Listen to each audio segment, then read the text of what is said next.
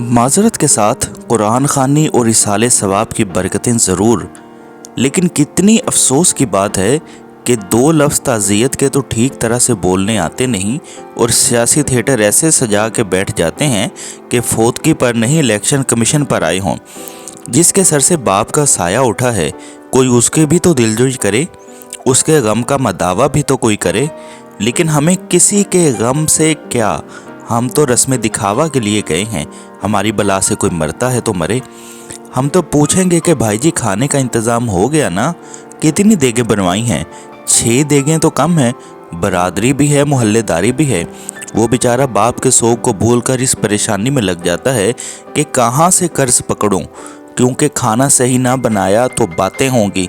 सारी ज़िंदगी बाप का खाया, मरने पर रोटी भी सही ना दे सका। हमें सोचना चाहिए कि कैसे मुसलमान हैं। क्या इस्लाम हमें ऐसी घटिया हरकतें करने की इजाज़त देता है? जानवरों का भी कोई मर जाए तो वो ऐसे दावतें नहीं उड़ाते और अशरफुल मखलूक़ात का ताज पहनकर हैवानियत की सारी हदें अबूर कर जाना कहाँ की इंसानियत है। मैंने मैयत के घर में ऐसी आवाज़ें भी सुनी हैं, जो देख पर बांटने में लगा होता है उसे कहा जाता है ज़रा प्लेट में 4 बोटियाँ ज़्यादा डाल देना, वो दामाद भी आया है तो उसे खाना देना है।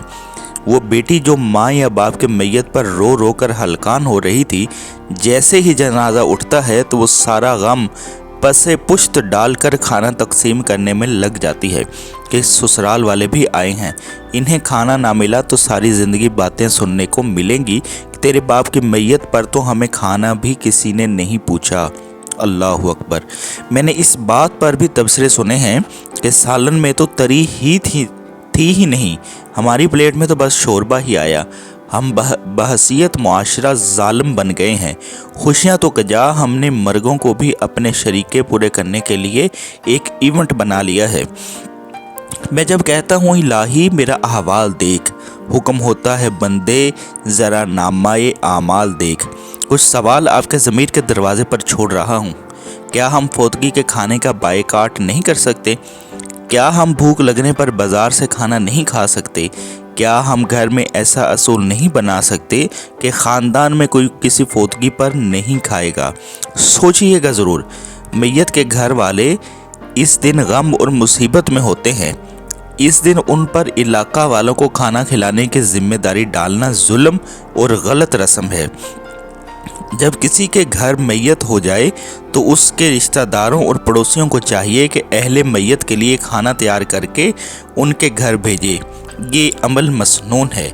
सही बुखारी की हदीस है, नबी करीम सल्लल्लाहु अलैहि वसल्लम की ज़ौजा मुताहरा हज़रत आयशा रज़ियल्लाहु ताला अन्हा से रिवायत है कि जब किसी घर में किसी की वफ़ात हो जाती और उसकी वजह से औरतें जमा होती और फिर वो चली जाती, सिर्फ घर वाले और ख़ास औरतें रह जाती, तो आप हांडी में तलबीना पकाने का हुक्म देती।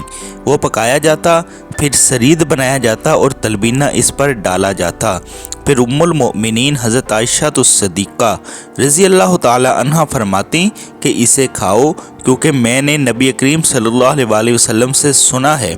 आप फरमाते थे तलबीना मरीज़ के दिल को तस्कीन देता है और उसका गम दूर करता है। लिहाजा मज़कूरा रस्म से इज्तनाब करना चाहिए। हाँ, मैयत वाले घर के पड़ोसियों वगैरह को चाहिए कि वो इसके दिन मैयत के अहले खाना के लिए खाने का एहतमाम करें, और जो मुसाफिर दूर से आए हों, जिनके लिए इस दिन या 1-2 दिन तक वापस लौटना मुमकिन ना हो और खाने का मुतबादिल इंतज़ाम ना हो, उनके लिए इस खाने में से खाने की इजाज़त होगी।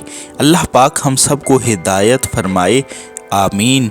उम्मीद करता हूँ कि आपको ये वीडियो ज़रूर पसंद आई होगी और आप इसे अपने दोस्तों के साथ भी ज़रूर शेयर करेंगे और शादी वाले घर से खाना खाने से इज्तनाब करेंगे, क्योंकि वो ऑलरेडी परेशानी में होते हैं, तो हमें मज़ीद उन्हें परेशानी में नहीं डालना चाहिए। अल्लाह पाक मेरा और आप सबका हामी नासिर हो। अल्लाह हाफिज़।